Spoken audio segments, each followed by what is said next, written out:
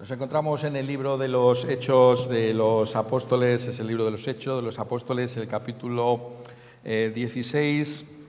En esta ocasión estamos considerando versículo 31 y 32, y dice así en Hechos de los Apóstoles 16, 31, 32.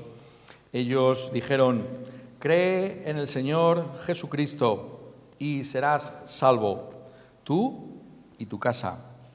Y le hablaron la palabra del Señor a él y a todos los que estaban en su casa. Estamos considerando detalladamente estas afirmaciones que encontramos aquí en este capítulo 16 del libro de los Hechos, de alguna manera buscando también hacer justicia a esa amplitud con la que Lucas hace este relato de cómo el Evangelio se extendió en Filipos, en esta colonia romana, que es este primer lugar de lo que nosotros llamamos hoy en día Europa, en el que se fundó una iglesia cristiana, con todo lo que implica. Estamos viendo esta afirmación central que se nos hace aquí entonces, y en esta ocasión nos corresponde mirar con detalle la última parte del versículo 31 y el versículo 32. Hemos estado mirando, cree en el Señor Jesucristo y serás salvo, y en esta ocasión particularmente tú y tu casa, tú y tu casa. Y añade, y le hablaron la palabra del Señor a él y a todos los que estaban en su casa. Y entonces lo que un pasaje como este nos está trayendo es cómo realmente el Evangelio, cuando viene a la vida de una persona, no la afecta solamente a ella, sino que esa presencia es algo que afecta a todo ese círculo de personas con las que se relaciona. Es verdad, ¿no?, lo que debemos pensar, que no hay realmente una existencia aislada de los demás. Ninguno de nosotros es, como cantaba ya Paul Simon, una especie de isla, ¿no?, que vive, ¿no?, y que se encuentra fuera de cualquier influencia o que puede influenciar a otros, sino que todos tenemos una influencia que llevamos los unos para con los otros. Y esto es lo que aquí se nos está enseñando, esa exhortación que se trae aquí a este carcelero de Filipos para que crea en el Señor Jesucristo. No solamente va a tener una repercusión para su propia vida si cree, sino que también va a traer algo nuevo a su propia familia, en su propio hogar, de la misma manera que él es exhortado a creer y, por tanto, si cree, a ser salvo. Igualmente acontecerá en su propia familia. Si esta familia cree también, si estas personas que forman parte de su familia creen también, ellas igualmente serán salvas. Nos está, por tanto, hablando de esa presencia del Evangelio en medio de aquellas personas con las que nos encontramos. Y esto es un aspecto que debemos tratar porque el mismo texto nos está llamando a hacerlo. Como ese Evangelio no solamente es un Evangelio para individuos, sino que es un evangelio que tiene lugar en las mismas familias, tiene una influencia social en la misma sociedad, e inmediatamente la sociedad más cercana a nosotros es nuestra propia familia. Y por tanto tenemos que mirar con detalle igualmente lo que aquí se nos está diciendo en estos versículos. Es importante para nosotros que podamos prestar atención a lo que aquí se dice para que podamos entenderlo bien. Y sabemos que esto tiene que ser visto como esa afirmación central de cuál es el mensaje que están trayendo Pablo y Silas a este carcelero de Filipos, en general en la ciudad de Filipos.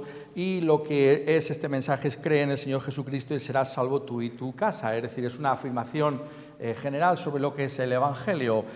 Sería el reducirlo realmente a una proposición que cualquiera de nosotros pueda ver en sí misma y decir, bueno, pues yo por lo menos sé lo que es este Evangelio, lo que esta gente predica. Esa es una de las razones que nos llevó a esta iglesia local pues a poner este texto ahí fuera, porque es un resumen admirable, es un resumen bíblico de lo que es nuestra posición.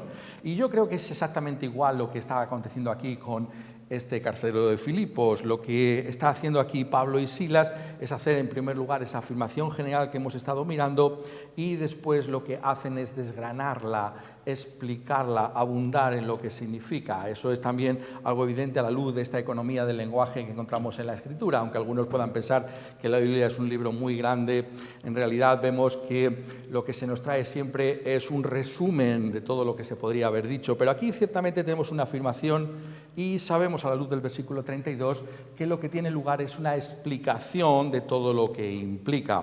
Porque dice en el versículo 32, y le hablaron la palabra del Señor a él y a todos los que estaban en su casa. No simplemente, si lo puedo poner de esta manera, le dijeron cree en el Señor Jesucristo y serás salvo tú y tu casa y se acabó, sino que hubo una explicación de todo lo que implicaban estas cosas. Esto es la conclusión que tenemos que sacar a la luz del versículo 32. El versículo 32 ya no entra en detalles, pero está diciendo que hay el traer esa palabra del Señor a él y a través de este hombre que ha abierto su hogar a todos los que estaban en su propia casa. Y por tanto, lo que nos está aquí hablando es del fundamento de lo que es la fe cristiana. Realmente, ¿dónde se produce esa fe cristiana? Es como si dijera, ¿en qué suelo, no? ¿En qué tipo de cultivo va a surgir la fe? Y lo que nos está diciendo es que esto va a surgir en el medio de la instrucción cristiana. Es decir, las personas van a ser salvas en medio de la instrucción de la palabra de Dios. Eso es lo mínimo que nos está diciendo aquí este texto. Es decir, si queremos, poniéndolo de otra manera, que las personas puedan tener fe en el Señor Jesucristo, entonces necesariamente tenemos que instruirlas en la palabra de Dios. Es decir, no podemos esperar que la gente crea en el Señor Jesucristo y sea salva si no tienen un conocimiento de todo lo que enseña la palabra de Dios. Eso es lo que aquí nos está trayendo. La fe no ocurre en el vacío, es decir, la fe cristiana no es simplemente una cosa mágica, ¿no? O incluso en este contexto, ¿no?, social de la familia, ¿no? Cree tú y tu casa. No es algo que se transmite por ósmosis, es decir, simplemente porque estemos físicamente en contacto los unos para con los otros. Eso no es lo que está enseñando. Lo que está diciendo es que esa fe va a surgir en este contexto de la explicación de la palabra del Señor Jesucristo. No podemos, por tanto, esperar que haya fe si no hay enseñanza de la palabra del Señor. Esta es una lección fundamental, ¿no? Realmente esto es algo que tenemos que recordar una y otra vez. Anhelamos que la gente pueda depositar su fe en el Señor Jesucristo, pero esto no lo van a hacer si no escuchan acerca del Señor Jesucristo, si no escuchan la palabra del Señor. Y esto es algo que sabemos que se nos instruye constantemente en toda la Escritura. Cuando se nos habla, en el caso del apóstol Pablo, en el capítulo 10 de su epístola a los Romanos, dice, porque todo aquel que invocare el nombre del Señor será salvo. Es una afirmación que sería como un paralelo de la que estamos viendo aquí en Hechos en Filipos, pero ahora se la escribe a los romanos. Pero mira lo que dice, ¿cómo pues invocarán a aquel del cual no han creído? ¿Y cómo creerán en aquel de quien no han oído? ¿Y cómo oirán sin haber quien les predique? Por tanto, tiene que haber ese conocimiento de la palabra de Dios. Su conclusión es muy clara. Así que la fe es por el oír y el oír por la palabra de Dios. Si anhelamos que la gente pueda depositar su fe en el Señor Jesucristo, pueda construir su vida sobre ese fundamento de la persona del Señor Jesucristo como Señor y Salvador, entonces tenemos que instruirles, tenemos que llevarles la palabra de Dios. Esto es lo que constantemente se nos enseña y se nos habla, ¿no? Estábamos viendo cómo en la ley ya de Moisés, en ese capítulo 6 de Deuteronomio, se nos dice que en esas relaciones sociales más cercanas es donde tiene que haber esa mayor insistencia en traer la palabra de Dios, porque en la providencia de Dios estas personas están a nuestro lado y pueden escuchar con mayor facilidad. Hay algo aquí que es ventajoso para los padres cristianos, el poder instruir a sus hijos en los caminos del Señor. Están cerca de ellos, son sus hijos y por tanto pueden escuchar esta palabra del Señor. Esto es fundamental que nos demos cuenta de ello. Instruimos, insistimos en la instrucción cristiana. Nos damos cuenta de que esto es imperativo, que no es opcional, sino que tenemos que hacerlo en los hogares, que tenemos que hacerlo en la iglesia, que tenemos que hacerlo según las ocasiones que Dios pueda darnos a cada uno de nosotros en su providencia. Eso es lo que nos está trayendo el texto, nos está diciendo esto es esencial porque es lo que hicieron aquellos primeros cristianos. En este caso Pablo y Silas hablaron la palabra del Señor a él y a todos los que estaban en su casa.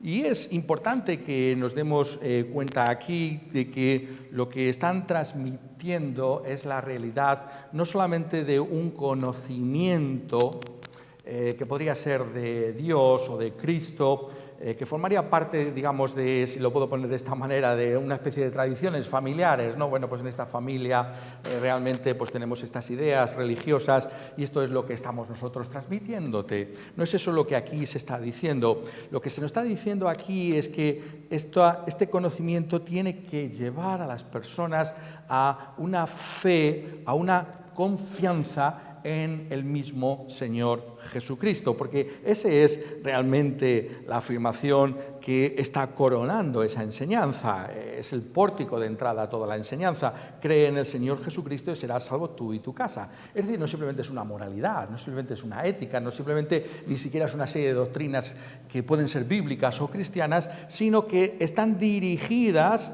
a que esa persona pueda también depositar una fe inteligente, si lo puedo poner de esa manera, una confianza verdadera en Cristo Jesús. Es decir, lo que estoy dando a entender, ¿no?, es que nosotros, esto es fundamental, nosotros no nos conformamos con esa fe implícita, ¿no?, lo que se ha llamado también como la fe del carbonero. Realmente esa es una idea, ¿no?, que hasta ese punto había llegado el declive de la Iglesia durante la Edad Media, ¿no?, que realmente lo que se esperaba de la gente es simplemente pues algo así como, bueno, pues yo de alguna manera doy pues mi acuerdo, ¿no?, a lo que se está diciendo, pero no hay más que eso. No es eso lo que está diciéndose aquí. Está diciendo la enseñanza de la palabra de Dios tiene como propósito no simplemente una fe implícita, sino una confianza real en Cristo Jesús como Señor y Salvador. Es llevar a las personas a esa circunstancia en la cual ellos tienen que decir si el Señor Jesucristo, Él es su Señor y su Salvador. Esta es una posición evangélica muy clara. Es realmente una posición que muchas veces olvidamos, pero es la gran posición evangélica. Es uno de los temas, ¿no?, de la Reforma del siglo XVI, cuando tenemos esa afirmación de sola fe. ¿Qué es eso de sola fe? Bueno, si lo entendemos simplemente como lo que se entendía hasta ese momento en la Iglesia, no hay nada novedoso aquí, porque también la Iglesia medieval hablaba de la fe. ¿Qué es lo que se estaba trayendo de novedad? De novedad es que hay algo personal en ello. Es una confianza personal. No simplemente es que yo creo lo que cree la Iglesia y la Iglesia cree lo que yo creo. No se trata de eso. Se trata de decir, ¿crees tú verdaderamente que Jesucristo es tu Señor y tu Salvador? Eso es el propósito que debemos traer. No simplemente es enseñar, sino enseñar que la única fe que salva es ese conocimiento cierto de Dios como aquel que nos ofrece como Padre una salvación completa en Cristo Jesús, algo que yo abrazo cordialmente. ¿Hay algo de eso en ti? ¿Tienes esa fe, esa confianza en Cristo Jesús? O como aquellos que instruimos de esa manera. No simplemente estamos buscando que sepan algo de la fe evangélica, sino instruimos de esa manera buscando que ellos también puedan creer en el Señor Jesucristo y puedan ser salvos como nosotros hemos sido salvos por la fe. Está diciéndonos, por ponerlo de otra manera, ¿no?, para que quede todo muy claro, es decir, que no hay una salvación vicaria aquí, ¿no? Con eso quiere decir que nadie salva a otro, ¿no? Esto de vicario, esa palabra sencillamente significa que representas a otro, ¿no? Es decir, aquí no está diciendo que el carcelero, porque él tiene fe, va a hacer que su familia sea salva por la fe del carcelero. Eso es lo que no está diciendo. No está diciendo eso. Está diciéndonos que de la misma manera que el carcelero puede ser salvo por fe, ahora, en la providencia de Dios, su propia familia, si también tiene esa fe en Cristo Jesús, podrá ser salva. Eso es lo que está diciendo. No está diciendo que simplemente el carcelero va a salvarles a todos porque él cree. Está diciendo, de la misma manera que tú, si crees, eres salvo, los que están a tu lado, tus seres queridos, los más cercanos a ti, también serán salvos. Eso es lo que está diciendo. La enseñanza es justamente con ese fin. Pero ¿por qué la instrucción de esta palabra de Dios? ¿Por qué en este sentido que estamos diciendo? Es porque aquí hay algo más que simplemente lo que aparece en la superficie del texto. Hemos dicho la instrucción de la palabra del Señor para tener esa fe, pero en segundo lugar es la influencia que tiene la palabra de Dios. No solamente es una instrucción lo que aquí se está trayendo. Si miráis el texto, no, hay algo más ahí, no es verdad, ¿no? Algunos hemos hablado alguna vez de este tema. Es algo más que simplemente que hay una instrucción, ¿no? Hay algo que va más allá de la instrucción. Está diciendo aquí que hay una influencia que va a entrar en ese hogar pagano, en este hombre endurecido, este carcelero, y sin embargo que tiene esta familia, ¿no? Y que le va a llegar por esa palabra de Dios. Hay algo más. ¿Qué es lo que aquí se nos está trayendo que es más que lo que aparentemente está diciendo solamente el texto? Solamente es una instrucción. Está hablando de que realmente hay una expectativa de que esa palabra de Dios tenga un efecto positivo en ese hogar. Eso es por lo menos la lectura mínima que podemos hacer del texto. Pues si no, no diría tú y tu casa, y si no, no diría Lucas y a todos los que estaban en su casa. Porque lo que está diciendo, oye, es que esto va a tener consecuencias también en tu casa. Y yo creo que las van a tener. Como si dijera, no, Lucas. Es lo que le están diciendo. ¿En qué sentido lo está haciendo? Lo está haciendo en ese sentido, ¿no?, que es muy interesante, ¿no? Como os decía antes, por eso mencionaba un poco lo de la economía del lenguaje, de la escritura, sencillamente que no siempre se dice todo, sino que tenemos que ser capaces de ver que se puede ampliar, ¿no? Bueno, eso es también la predicación, por eso se predica, ¿no? Simplemente, ¿habéis pensado alguna vez eso, que no venimos aquí y simplemente leemos la Biblia? Podríamos pensar, bueno, venimos, leemos y nos vamos. No, explicamos, predicamos, proclamamos. ¿Por qué? Porque el texto está aquí para que veamos todo lo que tiene. Lo digo porque tiene que ver con el tema 1 Timoteo 4:16. Es un versículo que en ese sentido nos está indicando igualmente lo mismo. Ten cuidado de ti mismo, le dice a Timoteo. Timoteo es un pastor en Éfeso. ¿Y qué tiene que hacer Timoteo como pastor? Bueno, este hombre está temblando de pensar, es una forma de decirlo, ¿no?, que cuáles son mis deberes como pastor, ¿no? Y le dice, entre tantas cosas que le dice, ten cuidado de ti mismo y de la doctrina. Persiste en ello, pues haciendo esto te salvarás a ti mismo y a los que te oyeren. Esto es curioso, ¿no? O sea, te vas a salvar a ti mismo y a los que te oyeren. Es tremendo escuchar la predicación de la palabra de Dios. Como una expectativa, ¿no? Tú te vas a salvar. Nos estamos salvando. Ya sabéis, no voy a entrar ahora en eso, ¿no? Porque no tenemos el tiempo, pero los tiempos verbales de la palabra salvación, la palabra salvación es la palabra que implica todas las bendiciones que tenemos en Cristo Jesús. No tengo ahora el tiempo para entrar totalmente en eso, pero está hablando de la salvación, de experimentar la salvación. Pero es que ¿acaso no era salvo? Sí, era salvo, pero la palabra salvación es tan rica que se puede hablar de que fui salvo, de que estoy siendo salvo y que seré salvo. Y las tres formas de expresarse son bíblicas. Algún día quizá deberíamos hacer ese estudio bíblico, ¿no? Porque algunos lo sabéis, otros quizás no tanto. Te salvarás a ti mismo. Pero a lo que voy hoy es, y a los que te oyeren. Y a los que te oyeren. Pero claro, no está diciendo que por oír se salvan. Es evidente, ¿no? Está diciendo que si oyen y reciben ese mensaje, serán salvos. Pero está diciendo que, y esto es lo que nos importa ahora, hay una influencia. El hecho de estar en un lugar donde se oyen estas cosas es un lugar bueno para ser salvo. Es el acercar a la gente. ¿Por qué acercamos, o por qué procuramos, por qué queremos que la gente se acerque, ¿no? Y queremos usar los medios de comunicación modernos que Dios ha puesto en su providencia en medio nuestro, no las redes sociales? ¿Por qué queremos hacer esto? Lo vamos a hacer porque sabemos que es en ese contexto donde se produce la salvación, de oír estas cosas. Porque hay un poder, hay una influencia que trae la palabra de Dios. Eso es lo que está diciéndonos también la Escritura. Y por si acaso podíamos pensar, bueno, pues no lo veo tan claro, ¿no? En estos textos que se están diciendo, ¿no? La Escritura nos ayuda, ¿no? Y muchas veces si no lo vemos claro en unos textos lo vamos a ver más claro en otros textos. Para eso estamos, para verlo a la luz de toda la Escritura. Estábamos leyendo, por eso, precisamente en 1 Corintios capítulo 7, ¿no? Estas cuestiones, estas epístolas tan fascinantes a los corintios, esta correspondencia corintia, todas estas cuestiones, ¿no? Que se le traen al apóstol por parte de los corintios, ¿no? Y todas estas circunstancias, ¿no? De lo que llamamos los matrimonios mixtos, ¿no? Es decir, alguien que está casado, puede ser el hombre o la mujer, con alguien que no es creyente.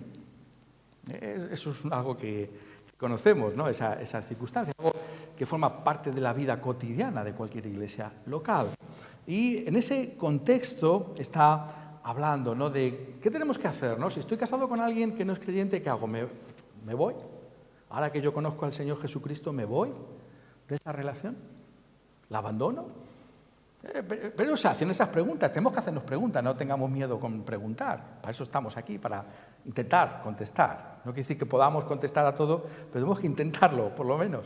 Pero hay que preguntar. Y eso le preguntan a Pablo. Oye, Pablo, ¿qué hacemos en estas circunstancias? Y entonces, ¿qué dice? ¿Qué dice?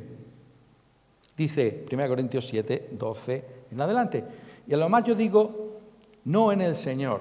Cuidado, esto también me gusta explicarlo, aunque pierda un minuto en hacerlo. Hay gente que lee esto y dice, esto no tiene la autoridad que tiene la palabra de Cristo. No, cuidado, aquí es un error que se suele cometer. Cuando Pablo dice eso, lo que está diciéndonos es que no hay nada en el Evangelio, no hay ninguna palabra de Cristo Jesús precisa sobre este tema. Pero no quiere decir que lo que Él dice no tenga la misma autoridad que lo que dice el Señor Jesucristo. Cuidado con esa lectura, que mucha gente viene diciendo, no, esto es Pablo, pero esto no. No, es igual, tiene la misma autoridad. Lo único que está diciendo es que no lo ha encontrado en el Evangelio, pero él es un apóstol, él ha recibido una revelación más rica, si así lo podemos decir, por el Espíritu Santo, más completa de toda la voluntad de Cristo para con su propia iglesia. Dicho lo cual, dice, a lo demás yo digo, no en el Señor. Si algún hermano tiene mujer que no sea creyente y ella consiente en vivir con él, no la abandone. No la abandone. Y si una mujer tiene marido que no es creyente y él consiente en vivir con ella, no lo abandone. No lo abandones. No lo abandones. Esto está claro, ¿no? No puedes disolver ese matrimonio. Tienes que seguir en ese matrimonio. ¿Por qué? ¿Por qué tienes que hacerlo? Porque, dice Pablo, el marido incrédulo, 1 Corintios 7, 14, el marido incrédulo es santificado en la mujer. Y la mujer incrédula en el marido. Es curioso, santificado. Hay una palabra curiosa, no lo tienes que abandonar porque el marido o la mujer son santificados. Qué fuerte. Es fuerte porque si miráis la correspondencia de los Corintios y en realidad toda la Escritura, ha estado aquí describiendo a los corintios, ¿no? Como esos santos, como esos santificados, a la iglesia de Dios que está en Corinto, 1 Corintios 1:2, a los santificados en Cristo Jesús, llamados a ser santos con todos los que en cualquier lugar invocan el nombre de nuestro Señor Jesucristo, Señor de ellos y nuestro. Es una palabra que usa constantemente Pablo. Se usa en otras partes del Nuevo Testamento, pero aquí en Corinto la usa en su correspondencia constantemente. El marido incrédulo es santificado en la mujer y la mujer incrédula en el marido. Pero notad que el texto sigue incluso más, porque dice, pues de otra manera vuestros hijos serían inmundos, mientras que ahora son santos. Esto es curiosísimo, ¿no? Los hijos son santos, el marido es santificado en la mujer o la mujer incrédula en el marido. ¿Qué es lo que está diciéndonos aquí? Esto es la clave. Esto es la clave de lo que estoy diciendo. Está diciéndonos, por tanto, que hay una influencia poderosísima que se encuentra en ese hogar por causa de la persona que es creyente. Está diciendo, hay un potencial de bendición extraordinario en esa relación y para con esos hijos. Eso es lo que nos está diciendo. Notad lo que no está diciendo. Y Pablo es muy cuidadoso al decirlo. Está diciendo el marido incrédulo. Por tanto, no puede significar santificado que el marido es creyente aunque él no lo sepa, porque lo llama incrédulo, ¿vale? Eso es muy importante. No está diciendo que el marido viene a ser creyente sencillamente como por estar casado con esa mujer. Si no, habría dos caminos de salvación, podríamos decir. Un camino de salvación es por la fe en Cristo y otro por casarse con un creyente. No puede ser eso, no está diciendo eso. Porque dice específicamente que es incrédulo y la mujer es incrédula. Por tanto, no puede significar el uso de santificación aquí que estas personas son cristianas. No puede significar eso, necesariamente. Por eso muchas veces decimos, ¿no? Y estamos haciendo muchos paréntesis de explicación, ¿no? Las palabras no solamente significan lo que significan en todos lados igual, sino hay que ver el contexto inmediato de esa palabra. ¿Qué está diciendo aquí? La palabra literalmente sabéis que significa separado. Es decir, tiene una influencia por estar en contacto con algo que lo santifica, como esos elementos, ¿no? Que había en el templo, por ejemplo, por poner algún ejemplo, y que se dice que estaban santificados para el Señor. ¿Qué quiere decir? Posiblemente que eran para el uso del Señor, que estaban separados de un uso normal y corriente porque eran para las cosas de Dios. De alguna manera, lo que está diciéndonos es que hay una influencia positiva a favor del Evangelio en esa relación. Que es exactamente lo que le ocurre a los hijos, porque ahora son santos. Santos. ¿Qué quiere decir? Que estos hijos se encuentran en un paraguas, bajo un paraguas de influencias positivas y maravillosas, en las cuales, en la buena providencia de Dios, aparece la fe que salva. O puede aparecer esa fe que salva. Pero la idea es positiva. La idea es, esto puede aparecer porque esta influencia está ahí. ¿Por qué digo que es una expectativa positiva? Porque si no, notadlo bien, Pablo habría aconsejado otra cosa. Y estamos un poquito, muchas veces lo que pasa con estos temas, ¿no? Digamos un poco esta mañana, ¿no? de este miedo, ay, las cosas están tan mal y tal. Parece que, no nos damos cuenta, ¿no? Pero cuando hablamos así parece que es que tiene más poder el mal que el bien, lo cual es negar el Evangelio. Porque si fuera al revés, Pablo hubiera aconsejado romper el matrimonio ese. Si la influencia mundana va a ser más fuerte, la expectativa es que me va a arrastrar, entonces sepárate. Pero no dice eso, ¿verdad? Le dice, mantente, porque lo que tú tienes es el poder de Dios para salvación. Y por eso te mantienes ahí. Y por eso tus hijos son santos, porque hay un poder del Evangelio que está en tu vida y puede también estar en la vida de ellos. Y por tanto, la manera en que el texto se nos está presentando a nosotros es una expectativa positiva de que hay un alcance del Evangelio. Es como esa afirmación de Proverbios, ¿no? que nos gusta tanto citar, ¿no? Sobre todo en la escuela dominical, quizás, ¿no? Instruye al niño en su camino y cuando sea viejo no se apartará de él. No está hablando de tiempo de las conversiones. Bueno, tengamos paciencia con la gente. Cada persona tiene su tiempo. El tiempo de Dios no es el nuestro. Instruye al niño en su camino.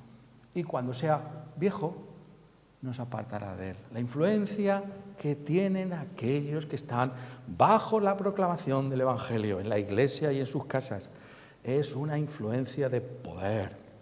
Y hay momentos en la vida en que ese Evangelio puede venir con gran poder y puede transformar completamente a esas personas y traerlas a los pies de Cristo Jesús. Eso es lo que está diciéndonos. Eso es realmente lo que está apuntando este texto. Por tanto, no hacemos estas cosas, no trabajamos con la incertidumbre de saber qué puede pasar o no puede pasar, ¿no? Nuestra primera expectativa es realmente de que Dios va a obrar en medio de aquellos que están más cercanos. ¿Por qué? Porque nuestra confianza está puesta en esa instrucción, no en la instrucción en sí misma, sino en el hecho de que esa instrucción es algo que viene de parte de Dios y que nos lleva a poner la fe en el Señor Jesucristo. Es una instrucción en la que entra la presencia misma de Dios por medio de su Espíritu Santo. Está diciendo algo que tenemos que recuperar también y que muchas veces olvidamos, y es tan importante que nos demos cuenta. Mirad, déjame que lo ponga de esta manera. Como evangélicos tenemos que recordar una cosa fundamental. Nosotros no venimos solamente aquí a recibir instrucción. No venimos solamente aquí para escuchar algo, porque si eso fuera así, podríamos decir, bueno, mejor quizás que estéis en vuestra casa leyendo un buen libro o que escuchéis a los mejores predicadores que se encuentran en el YouTube. Sería mucho más beneficioso quizás para vosotros. No estamos diciendo eso. Lo que estamos diciendo es que en el anuncio de la palabra de Dios hay una presencia de Dios especial que acompaña a esa palabra. No es solo instrucción como la que se puede encontrar en cualquier lugar. Es algo que tiene que ver con el hecho de que la palabra trae a Dios mismo, trae a Cristo Jesús y Él crucificado. Eso es lo que está diciéndonos aquí. La palabra no es solamente información, es el canal y el vehículo por medio del cual el Espíritu de Dios viene a nuestras propias vidas. Por eso nos congregamos de una manera real, no simplemente por medio de las redes sociales, no simplemente por medio de la lectura de un buen libro en nuestra casa, no. Creemos que hay una presencia social del Evangelio, que hay una influencia del Evangelio que viene por medio de la palabra, pero que se extiende en las familias y en las iglesias.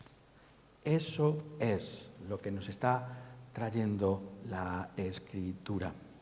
Y por tanto, tenemos que trabajar con esa expectativa cuando instruimos a las personas en la palabra de Dios. Tenemos que imbuirnos a nosotros mismos de esa convicción de realmente lo que significa anunciar al Señor Jesucristo, que es anunciar un hecho histórico e incontrovertible, que Cristo Jesús fue colgado en una cruz para la salvación de los pecadores, y que el anuncio de ese Cristo Jesús colgado en esa cruz tiene poder para salvar a las gentes. Por lo menos esa es la actitud del mismo Señor Jesucristo. En ese momento delicioso, ¿no? Por lo menos para mí, Juan capítulo 12.